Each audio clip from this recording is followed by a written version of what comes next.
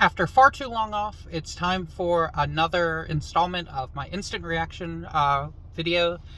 So I just saw Morbius, and I just saw Morbius, I guess. Okay, so I was told by one person going into this, I managed to mostly avoid reviews to this movie going in. I'm weird. I don't like spoilers. I mean, I don't mind spoilers. I don't like hearing reviews beforehand. I guess in my mind, a bad movie isn't going to be carried by surprising me, and a good movie is going to be good even with spoilers. But, like, reviews set expectations and stuff like that, which I just generally don't like. But exactly one person told me that this movie was pretty bad before I saw it. And it was pretty bad. There were actually more things that I liked about it than I anticipated. The plot was thin. The villain was exceedingly predictable, as was, for the most part, the end, except for a couple spoilers that happen at the very end. The post-credit scenes were ridiculous, which I'll get to in a bit. But, so I guess when you break it down, like I'm about to, it sounds super, like, basic and not at all, like, refreshing or anything. But, like, basically the kind of idea of the movie is just exploring mortality. And, I guess minor spoilers for the plot here. I thought the villain was easy to surmise anyway, but I guess regardless, so you know, minor spoilers about the villain.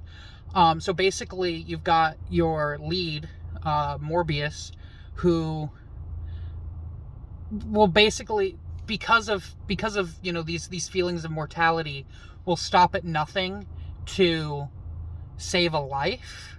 You know, he wants other people to be able to live and thrive, whereas your villain will stop at nothing to live. Like, their whole goal is just self-preservation, which at a base level is, you know, understandable, respectable. Like, much of human history is all about self-preservation. So there's that. Outside of that general kind of dichotomy and theme of the movie, the plot was very thin. The setup was dull. A lot of the premise of the villain, like, even existing, was suspect at best.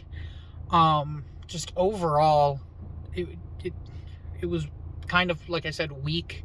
They half-assed a lot of it. The movie was mercifully short. Like, if the movie being longer, like, if the rest of it was going to be as medium to bad as the rest of it, then I'm glad it was this short. But I actually feel like it could have, you know, stood to have some more. We could have just used just a little bit more of establishing Morbius. So I guess minor spoiler here for just a very, very minor plot point at the beginning. Morbius declines a Nobel Prize for his work.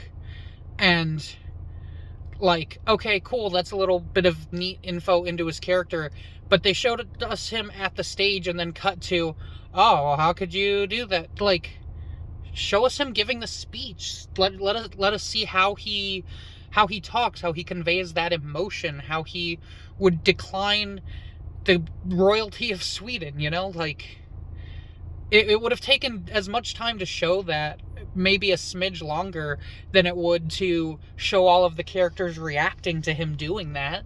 So just do it. Like, I don't know. Like I said, the actual, like, him, like, getting the powers was, I guess, kind of shorter than I expected. Like, typically I'm a fan of that.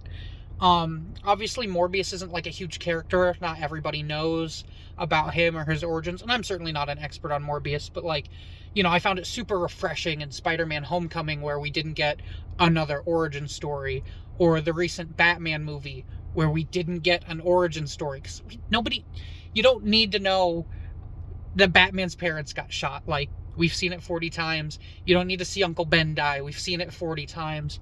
And again, Morbius specifically hasn't really been done before. Not everybody knows. But still, I like them to keep the semantic origin stuff super, super short. And even still, it was maybe a bit too short on it. I think it was more like trying to avoid explaining all of the details.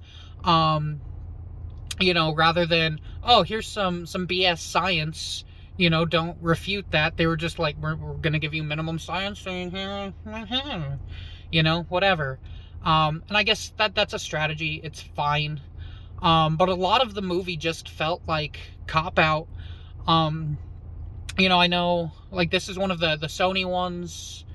I know there's been stuff with Sony and with, like, Fox before the buyout and stuff where, like, they have to pump out a movie for the thing or they, like, lose the licensing. I don't know how that works for Morbius since that's not, like, a property they've used before. So I don't know how much thought they were of losing it. But it did feel just kind of rushed. And actually, like, I like Jared Leto's character in this. I like Jared Leto in a lot of stuff.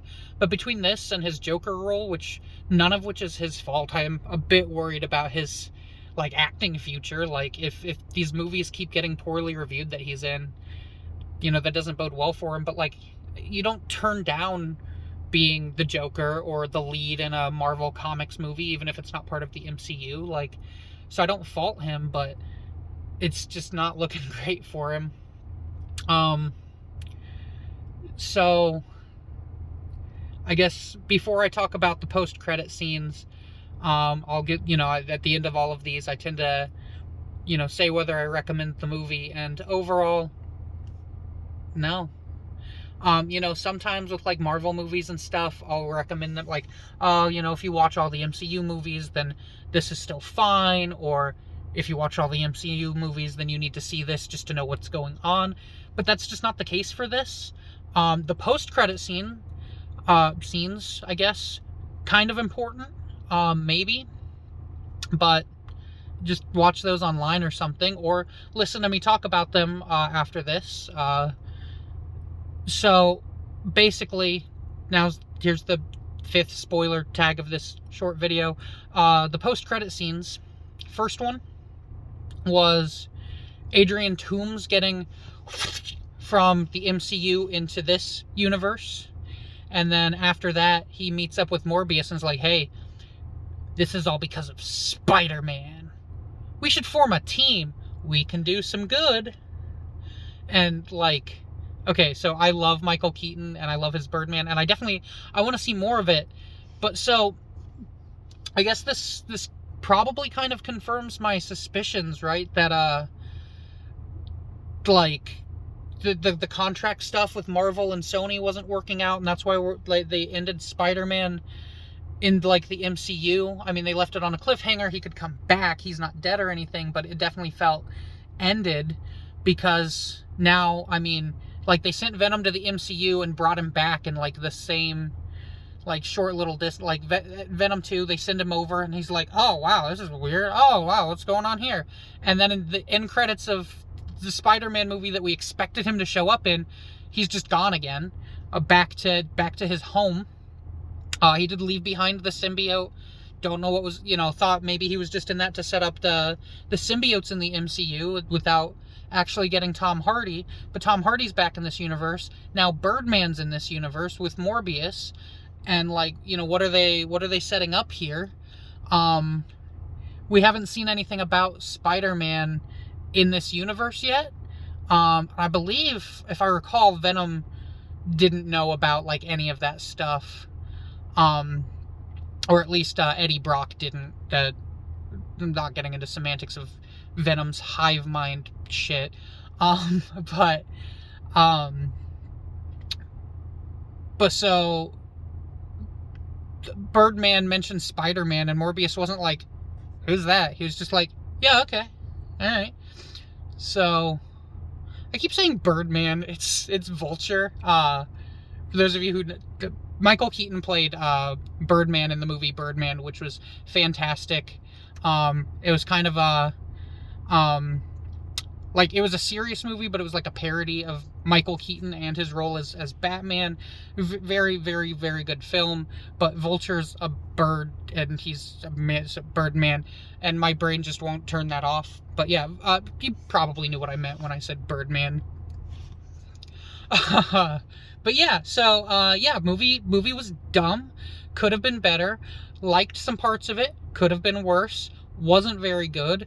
In credit scenes, very confusing. Shout out to the one other lady in this super late Tuesday night showing, who, you know, at the end she was like, that was weird, you know, and kind of expressed confusion about the post-credit scenes, and just sat there and at least acted, if she wasn't actually, acted interested in my, like, 6-minute spiel about the Marvel, Sony, previously Fox, like, licensing debacle, and, you know, she seemed interested, and if she wasn't, you know, good acting. But yeah, so I guess that's it. Maybe watch Morbius if you're into that kind of thing, but it wasn't even a good kind of bad, like a fun kind of bad, so maybe don't.